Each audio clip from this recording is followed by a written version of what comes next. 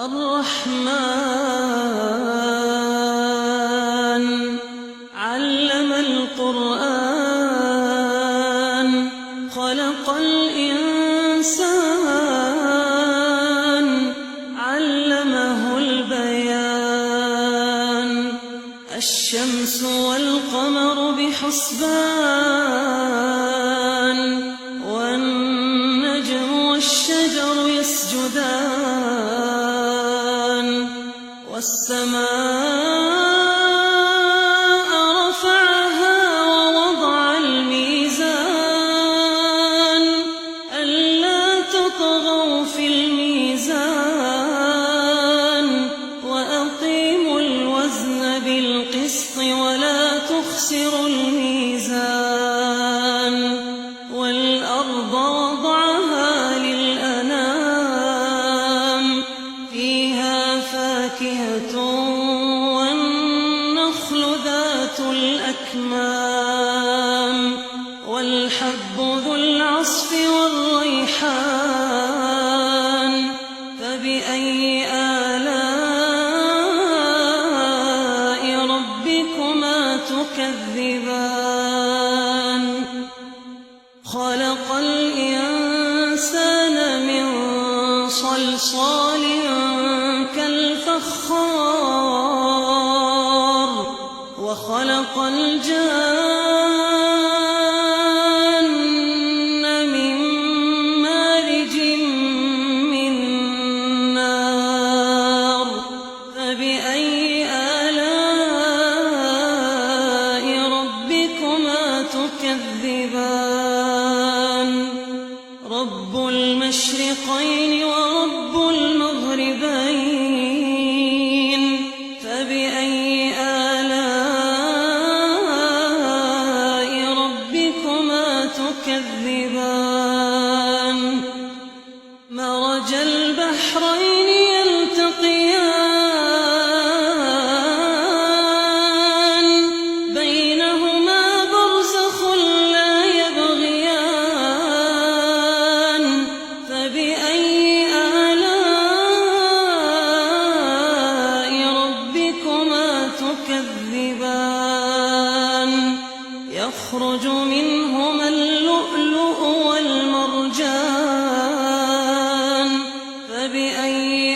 آلاء ربكما تكذبان وله الجوار المنشآت في البحر كالأعلام فبأي آلاء ربكما تكذبان كل من عليها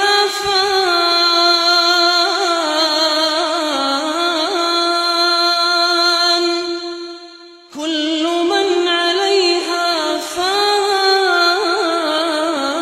فان ويبقى وجه ربك ذو الجلال والإكرام فبأي آلاء ربكما تكذبان يسأله من في السماوات والأرض كل يوم هو في شأن فبأي آلاء ربكما تكذبان سنفرغ لكم أيها الثقلان فبأي آلاء ربكما تكذبان يا معشر الجن والإنس إن استطعتم أن تنفذوا من أقطار السماوات والأرض فانفذوا لا تنفذون إلا بسلطان فبأي آلاء ربكما تكذبان يرسل عليكما شواظ من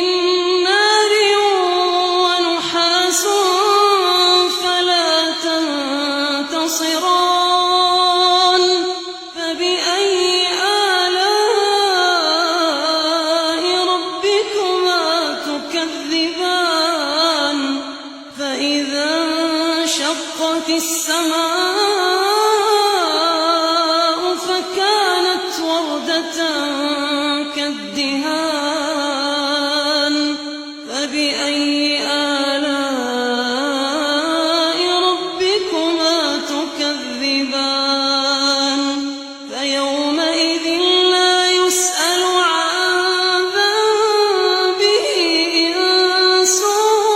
ولا جان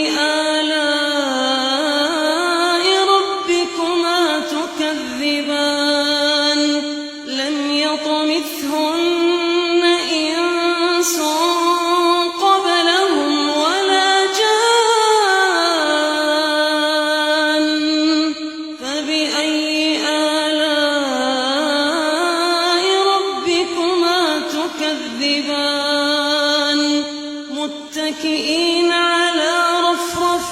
خضر وعبقري حسان فبأي آلاء ربكما تكذبان تبارك اسم ربك ذي